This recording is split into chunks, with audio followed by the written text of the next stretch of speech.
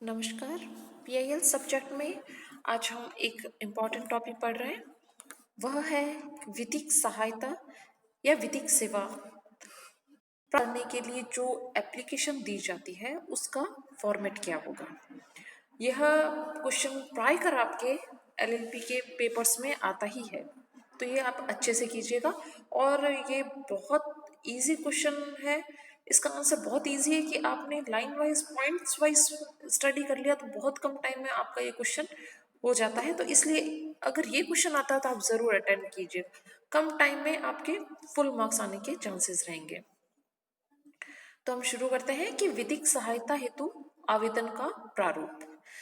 सबसे पहले ऊपर लेफ्ट साइड में फॉर्म संख्या लिखी जाएगी। फॉर्म संख्या टिक टिक टिक करके आपको खाली छोड़ना होगा, क्योंकि इसमें जब आवेदन जब दे दिया जाता है न्यायालय में तो उसके द्वारा फिर उसकी संख्या लिखी जाएगी। फिर हम आगे देखते हैं सेवा में, जैसा कि हर आवेदन में लिखा जाता है। उसके बाद में लिखेंगे श्रीमान अध्यक्ष या सचिव विधिक सेवा समिति, और उसके नेक्स्ट लाइन में लिखेंगे स्थान, जिस स्थान पे वह विधिक सेवा समिति जिस स्थान की है वह स्थान लिख देंगे। ये तो हो गया ऊपर किसको आवेदन किया जा रहा है। ठीक है, तो सेवा में श्रीमान अध्यक्ष या सचिव विधिक सेवा समिति और स्थान, तो जिसको एप्लीकेशन दी जा रही है उसका नाम लिखेंगे। अब आता है मेन कंटेंट। आवेदन में मेन कंटेंट क्या होगा, तो एक नंबर पे आएगा आवेदक का नाम और उसका पता। उस पते में संपूर्ण वह पता होना चाहिए कि वाकई में उसे जहां से संपर्क किया जा सकता है। 2 नंबर पे आएगा आवेदक के पिता का नाम अथवा पति का नाम, जिससे कि समान अगर नाम के हों तो आइडेंटिफिकेशन एग्जैक्ट हो सके। 3 नंबर पर आएगा उम्र और उसका जन्म तिथि, डेट ऑफ बर्थ। 4 नंबर पे है आवेदक का व्यवसाय, रोजगार क्या है या उसका धंधा क्या है, वह सब लिखा जाएगा। नेक्स्ट आएगा निवास का स्थान और वह कब से वहां निवास कर रहा है वह अवधि, जैसे कि 7 साल हो गए या 4 साल हुए हैं, ऐसा 20 साल हो गए, तो ये निवास का स्थान और कितने समय से वह वहां रह रहा है। 6 नंबर पे आएगा कि उसकी वैवाहिक स्थिति क्या है, एकल स्तर है, विवाहित है या विवाह विच्छेदित है, जो भी स्थिति है वह लिखी जाएगी। 7th पे आएगी आवेदक की वार्षिक आय। वार्षिक आय आना बहुत इंपॉर्टेंट ये पॉइंट है, क्योंकि बिना वार्षिक आय के कैसे पता लगेगा कि वह विधिक सहायता पाने के योग्य है अथवा नहीं, क्योंकि एक फिक्स क्राइटेरिया है कि उसकी वार्षिक आय इतनी होनी चाहिए तो ही वह विधिक सहायता प्राप्त कर सकता है। और नेक्स्ट 8th में है आवेदक की अचल संपत्ति का विवरण। उससे भी पता चलेगा कि वह विधिक सहायता प्राप्त करने के योग्य है अथवा नहीं।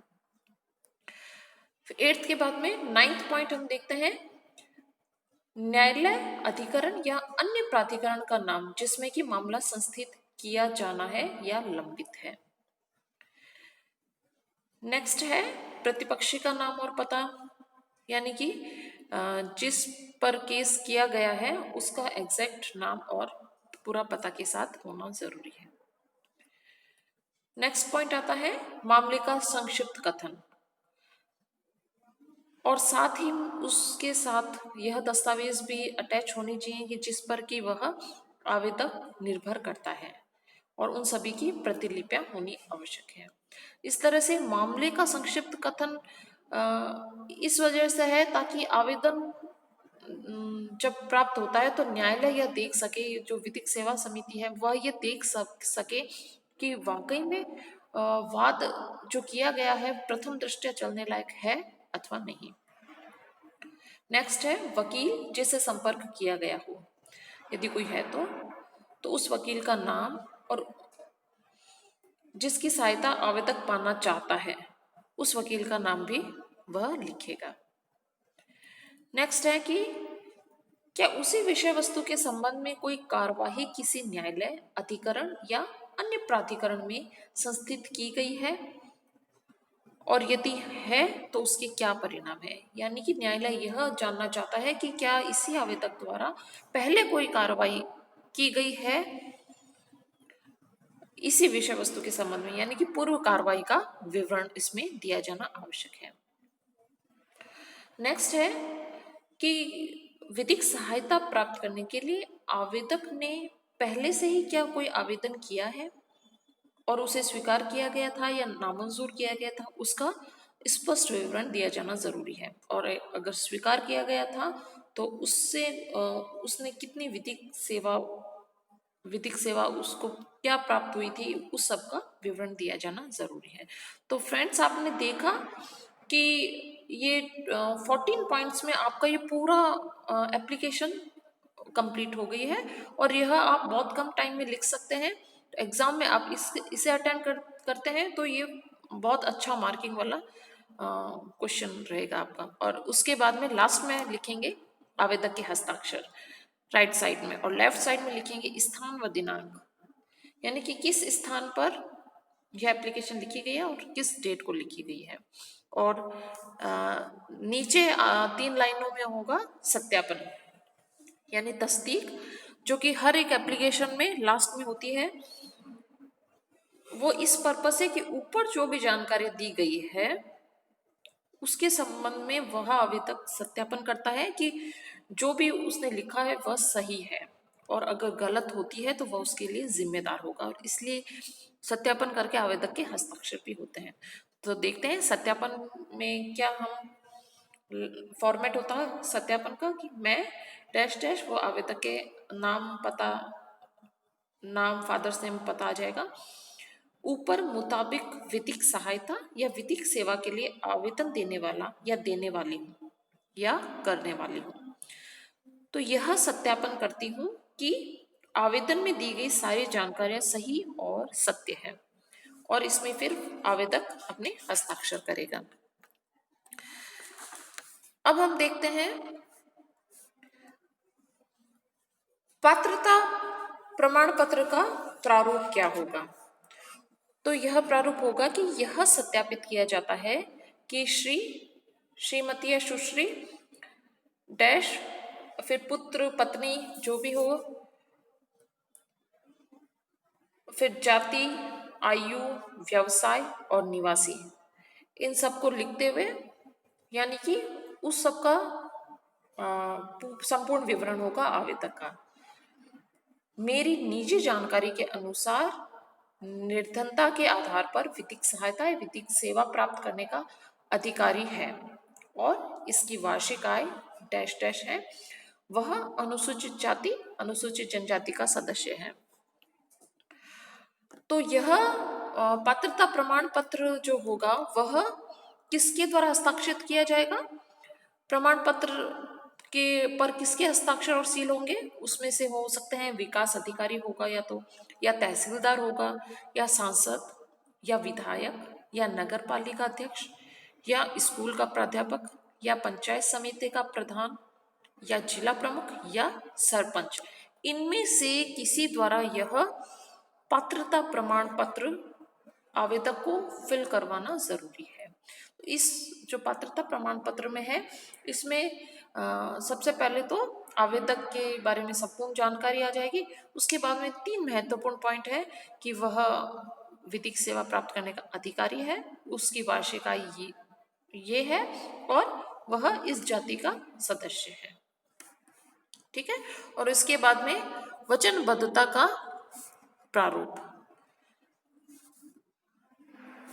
वचनबद्धता के प्रारूप में स्टार्टिंग में लेफ्ट में लिखेंगे कि अध्यक्ष, विकास सेवा समिति, और स्थान या पता।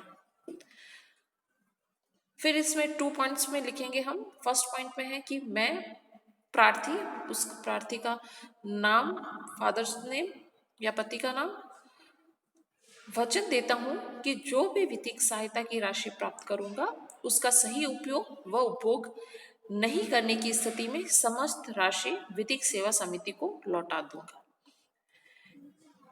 यानी कि इस पॉइंट में यह वचन देता है प्रार्थी कि अगर जो विधिक सहायता की राशि उसे मिली है उसका अगर सही उपयोग नहीं आ पा रहा है तो वह उसे लौटा देगा। और नेक्स्ट में आता है कि मैं प्रार्थी डैश डैश उसका नाम, फादर्स नेम वगैरह, और फिर ये लिखेंगे कि यह भी वचन देता हूँ कि जो भी विधिक सहायता प्राप्त की है वह मुकदमे में सफल होने पर और विपक्षी से अन्य स्रोतों से अगर वापस प्राप्त होती है तो विधिक सेवा समिति को लौटा दूंगा। इस पॉइंट में प्रार्थी यह वचन देता है कि अगर जो उसे विधिक सहायता प्राप्त हुई है और बाद में वह केस जीत जाता है या विपक्षी से अन्य तरह से उसे प्राप्त होती है कोई राशि, तो वह राशि जो उसे विधिक सहायता के रूप में प्राप्त हुई थी वह विधिक सेवा समिति को लौटा देगा और नीचे प्रार्थी के हस्ताक्षर होंगे। इस तरह से फ्रेंड्स आपने ये ओनली 2 पेजेस हैं जिसमें सबसे ऊपर है विधिक सेवा समिति, विधिक सहायता या विधिक सेवा के लिए जो एप्लीकेशन देते हैं उसका क्या फॉर्मेट है, उसके 14 मैंने आपको पॉइंट्स बताए। उसके बाद आपके आया सत्यापन, 3 लाइनों का सत्यापन है केवल, और फिर प्रमाण पत्र का प्रारूप। इसमें प्रमाण पत्र ये विकास अधिकारी तहसीलदार द्वारा सिग्नेचर होंगे और सी लगेगी, और फिर वचनबद्धता का प्रारूप, ये जो आवेदक होगा वह 2 वचन देगा। इस तरह से ये आपका फॉर्मेट का क्वेश्चन कंप्लीट हुआ। Thank you so much.